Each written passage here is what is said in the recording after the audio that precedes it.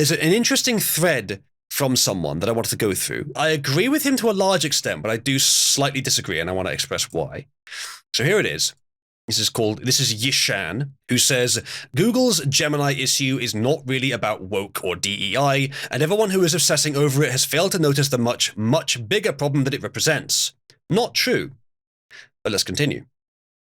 He says, first, to recap, Google injected special instructions into Gemini so that when it was asked to draw pictures, it would draw people with diverse, non-white racial backgrounds. So last stream, we looked into this and we found 2 bits of information which pretty much confirmed how it works.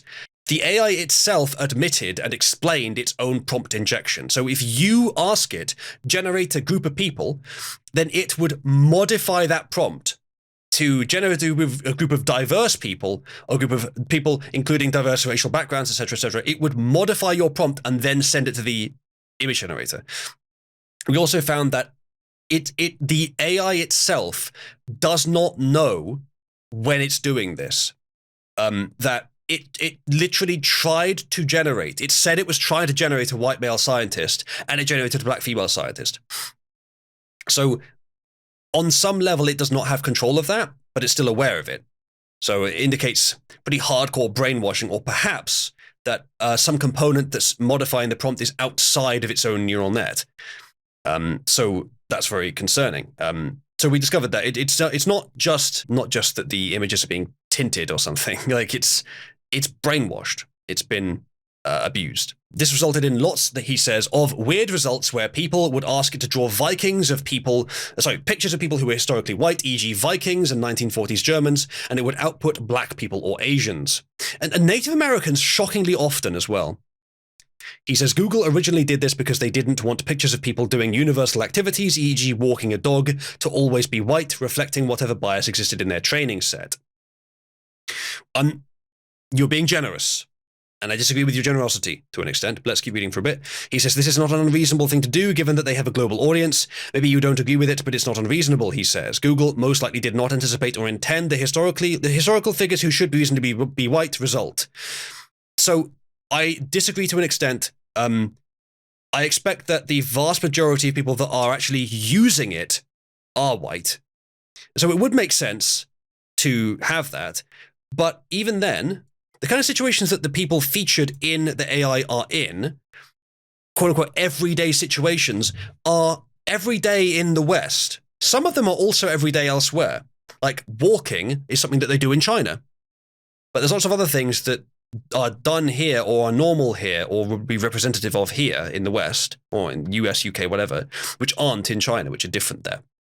So if you want to regionalize your results, so it gives mostly whites in mostly white countries, mostly Asians in mostly Asian countries, I'll be okay with that. But I don't expect, like, that's not what they did. Native Americans were more common than whites in their AI outputs. So this is wrong from Yishan here. This is wrong. He's downplaying the problem. Now, he's not doing it maliciously. He's doing it because he wants to emphasize a different problem, but he is incorrect. Even if you take, like, whites as proportion of the world population, I think, are 8% or something. It's surprisingly low, mostly because Africa's overpopulated and China's overpopulated and India's overpopulated. But whites are like 8%. Native American Indians are much less than 1%, I think. And yet, the opposite ratio was coming out of the AI generator. It is, in fact, anti-white, and it is, in fact, ideological. The idea that it is just because it's an international audience, I don't buy that excuse. It does not fit. I would think that it would make sense for there to be not 100% whites. You know, you ask it a question, you ask it to generate someone, sometimes it'll generate you a black person. Okay, that's fine. But you should be able to ask it to generate a white person, and it will do it for you, because it shouldn't care. It shouldn't be worrying about race.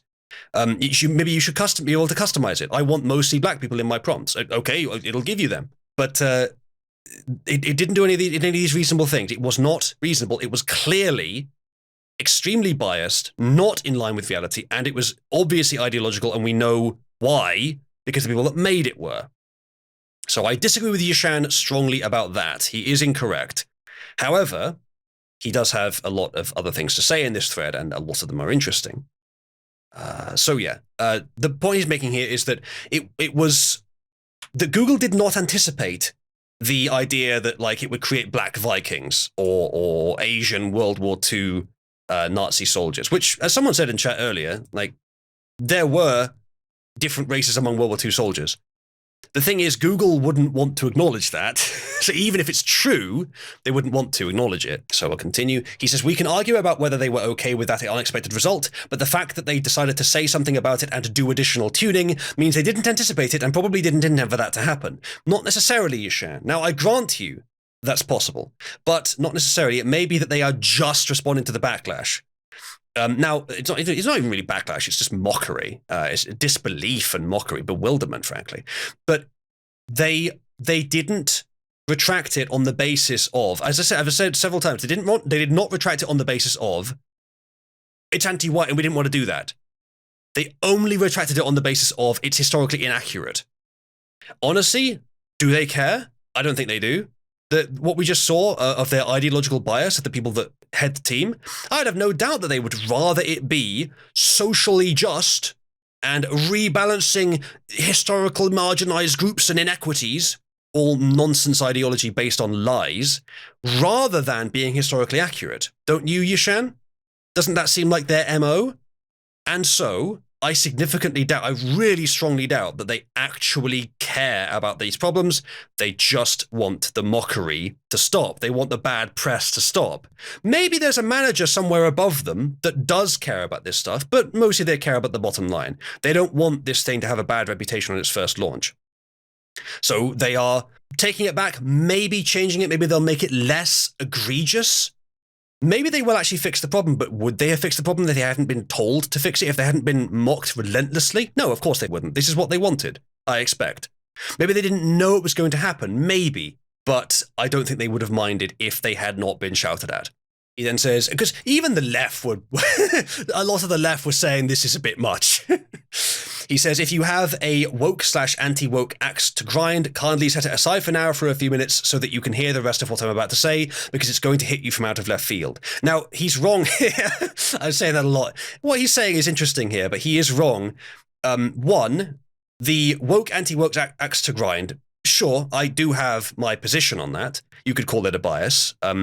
I'm not going to put it aside, but I will listen to what you have to say because I am capable of existing outside the culture. Well, very much so. And I've commented on this stuff from many different perspectives. But you can't really ignore it these days because it's so prevalent. However, yes, I'll listen to what you have to say. But it didn't hit me out of left field.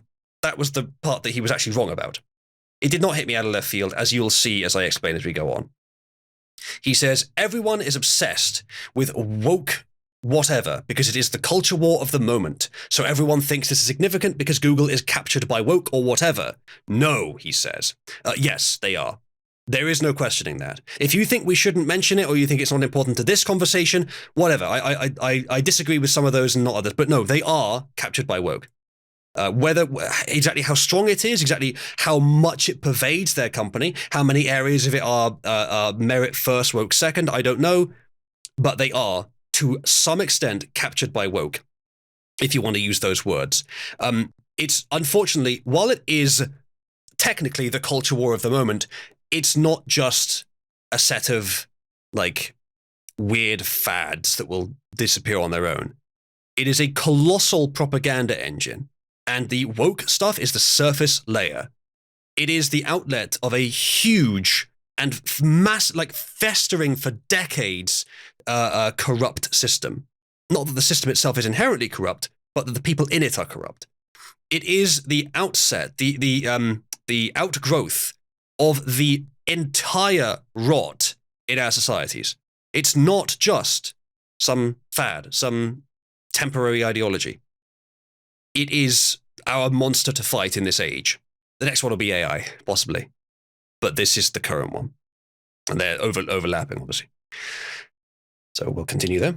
He says, that's not why this is important. This event is not significant for culture war reasons.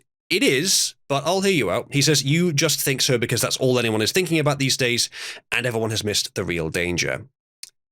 Not everyone, Yashan. A bit egotistical in what you're saying here. Not that I'm not being, of course, but I am countering your point, so I think I have a bit of a right to be. We'll continue, though.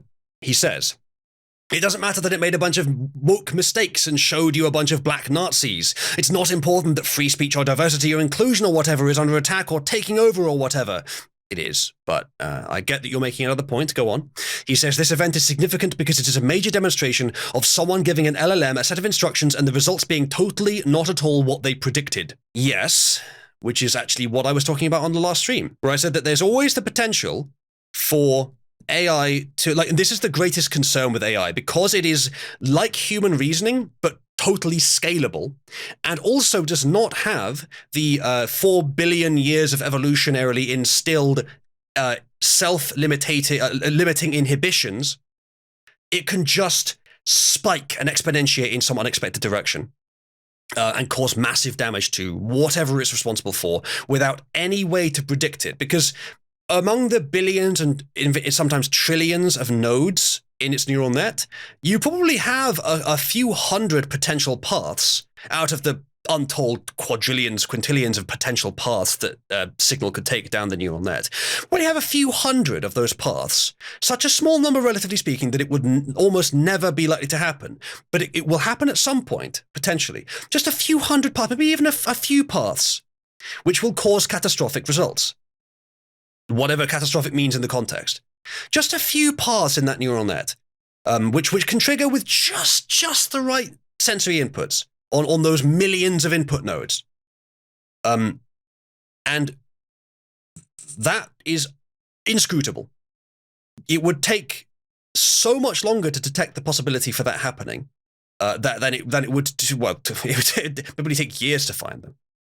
Even if you had conventional processors working constantly, and even then, it's such a colossal problem. I don't know if there's any way to protect against it. So it's like any AI can snap at any moment and just go crazy. Now it's still unlikely, and it doesn't happen often. And when it does these days, it's not too bad because they haven't been given too much responsibility yet. But they will be, inevitably, and it's going to happen. If you put AI in charge of, not just, in charge of the sensory detection in military systems, because I know that AI are involved in military systems, but if you don't just put them in charge of a part of the process, if you put them in charge of a gun, for example, or put them in charge of a military factory or a drone or something, you will occasionally get completely unexpected results, sudden spikes of odd behavior that no one expected.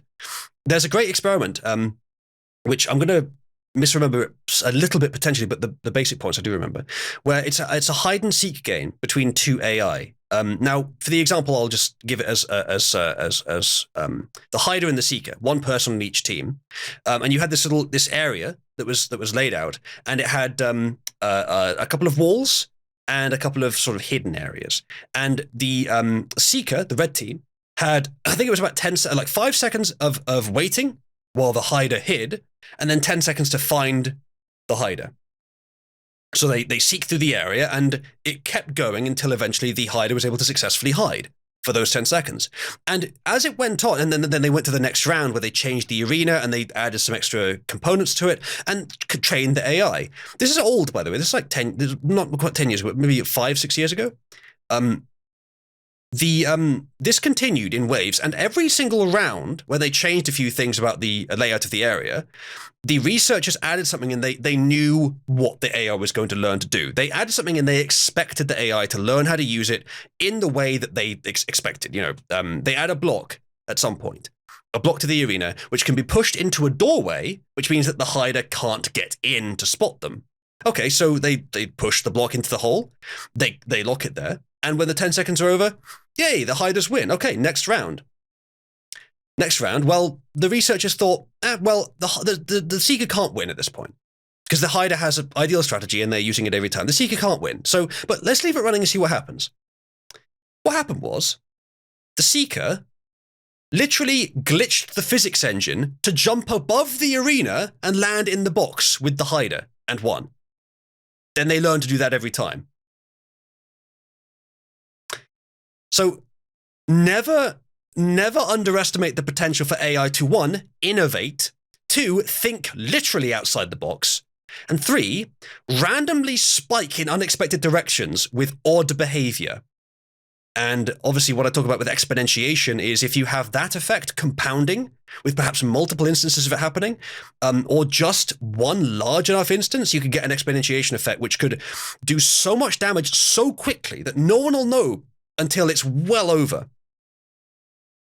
An AI with enough control, with just one path out of quintillions, which is catastrophic, could eventually hit it and take down the entire, all of human technology that's connected to it. It's a potential dystopian future that could happen, unintentionally. But there is potential for that to happen. There's enough paths in the neural net that could easily happen. So this is what I was talking about, and I think it was between streams, actually. It wasn't last stream, it was between streams. But this is what I was talking about, and it's been a constant concern. And that's what Yishan here, I think, is talking about as well. Although obviously less sophisticated than what I said, but never mind. He says, it's demonstrating very clearly that one of the major AI players tried to ask an LLM to do something, and the LLM went ahead and did that, and the results were bonkers. Do you remember those old Asimov, he says, robot stories where the robots would do something really quite bizarre and sometimes scary, and the user would be like, what, the robot is trying to kill me, I knew they were evil.